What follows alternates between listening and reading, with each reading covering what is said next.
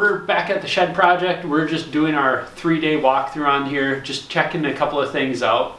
And with these, our intent is to come in here and touch anything up that might not have met our standards, or just something that is either a sharp flake or something like that.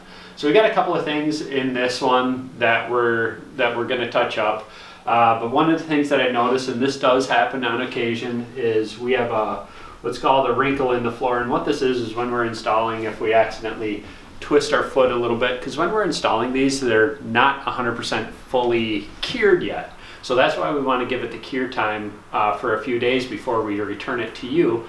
But one of the things that can happen is if we accidentally twist a foot or get on our toes a little bit, we can end up with like a wrinkle or a mark in the floor.